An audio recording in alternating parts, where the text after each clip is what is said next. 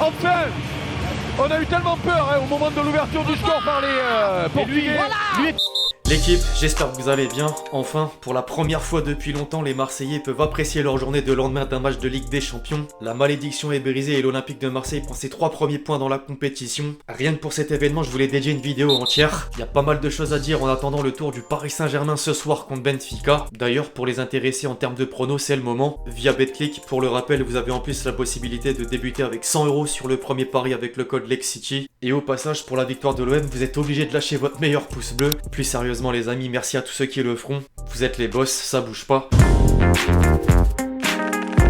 Ce matin, la joie du peuple s'est automatiquement retranscrite au sein de la presse. Pour le journal L'Équipe, la formation marseillaise fait le plein d'espoir avant de retrouver le leader du groupe la semaine prochaine. Victorieux du Sporting dans un vélodrome à huis clos, Marseille reste toujours debout après 3 rencontres de C1 et se relance dans la course à la qualification pour les 8e de finale aux yeux des 2 principaux quotidiens de la région. Le ton est forcément différent au Portugal. Le succès des Phocéens revient en partie à la prestation catastrophique d'Adan. Le gardien espagnol prend tarif par les 3 confrères Ricord, Abola et Ojogo. Les titres respectifs en disent long car il a tué les Lions, vécu une nuit d'horreur et c'était un désastre.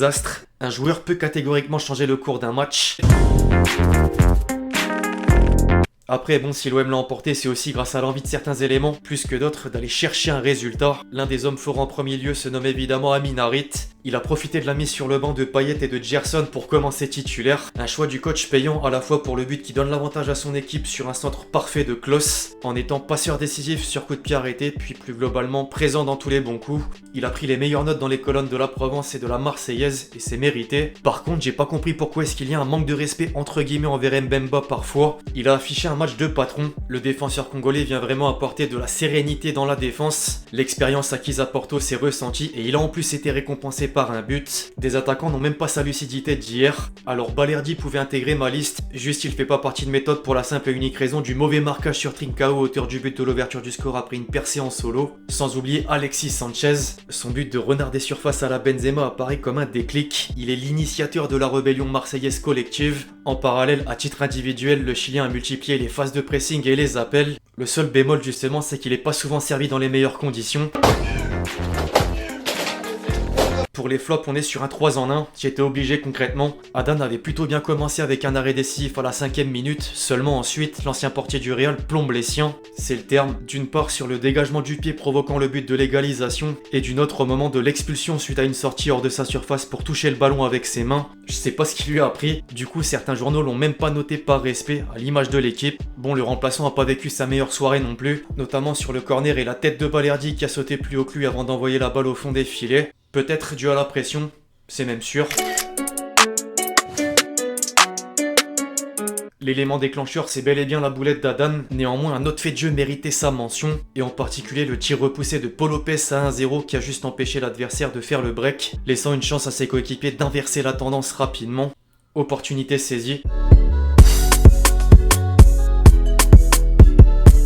Il est intéressant maintenant de voir le ressenti des principaux acteurs, à commencer par les vainqueurs. Guendouzi se montre juste, je cite, « On savait qu'ils étaient très dangereux, surtout les 3 joueurs offensifs. Je trouve qu'après ce premier quart d'heure, on a mis l'intensité qu'il fallait. On a mis un très bon pressing, ce qui nous a permis de récupérer des ballons et se créer pas mal d'occasions. Tout est encore possible pour la qualification. Bien sûr, faut rester les pieds sur terre. C'est le mot d'ordre justement repris par un certain Amin Harit. Il faut pas s'enflammer après cette victoire en Ligue des Champions. Elle est importante, mais il va falloir enchaîner dès la semaine prochaine. Igor Tudor, lui, félicite ses joueurs. Après un match comme celui-ci, j'ai pas spécialement envie de faire des éloges individuels. Je veux vraiment féliciter toute l'équipe qui a fait un match très sérieux face à une très belle équipe. Il a quand même effacé la première phrase pour complimenter Balerdi. Ça fait 3-4 matchs qu'il est parmi les meilleurs sur le terrain. C'est quelqu'un de très fort, je l'ai toujours dit, ses qualités sont en train d'émerger sur le terrain. En parlant de Balerdi, il a reçu pas mal de messages positifs sur les réseaux, des supporters, de ses coéquipiers, mais aussi d'un ancien coéquipier, pas n'importe lequel, Erling Haaland. L'entraîneur marseillais est aussi revenu sur l'épisode avant le coup d'envoi. Le match devait débuter à 18h45, sauf qu'à 19h, les joueurs du Sporting n'étaient toujours pas dans le tunnel. Les Marseillais ont dû attendre et c'est pas passé pour Tudor. Il s'est servi de ses attributs de taureau pour faire pression. Au micro des RMC, il a quand même fait une petite précision. Il avoue avoir pété à câble à raison, certes, mais aussi volontairement pour réveiller ses joueurs. En prenant un but d'entrée, c'était pas trop ça, mais ensuite on a vu la différence. En face, Ruben Amorim n'a pas trop apprécié en tout cas. En conférence de presse, l'entraîneur portugais déplorait le manque d'humilité de l'OM. Je rappelle quand même que la cause du retard est en partie due à son club, en partie même totalement. Enfin, chez les consultants, on peut reprendre la phrase du français jamais content. Riolo est juste en disant que le gardien a quasiment tout donné. En revanche, dire que l'OM n'a rien proposé dans le jeu... Aïe aïe aïe, on mettra ça de côté pour laisser passer à Momo Eni. Il est passé par deux émotions différentes en l'espace de quelques secondes. Bande de complexés nuls. La vie de mamie, comment c'est possible? Comment c'est possible ça? Comment c'est possible? Comment? J'ai pas honte, sérieux, j'ai pas honte. À la Alexis, à la Benzema, pressing sur le gardien, voilà. On met la pression. L'Europe est prévenue. L'homme providentiel Sanchez. C'est pour ça qu'on t'a acheté Sanchez. T'es l'élu Sanchez. Et Rod tout final. Rod Fanny tout final. La deuxième étoile les gars. Ils nous mettent des étoiles dans les yeux, c'est pas fini.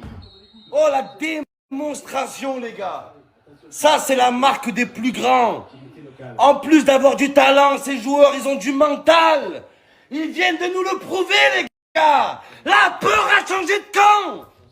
La peur a changé de camp. On a pris l'avantage psychologique. On n'est plus complexés, les gars. Magistral, j'adore.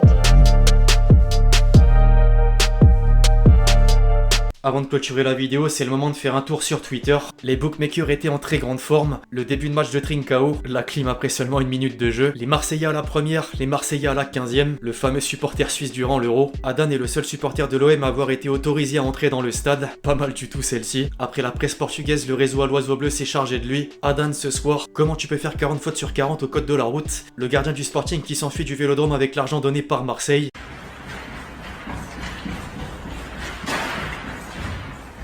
Le gardien du Sporting en rentrant chez lui après avoir validé son côté match.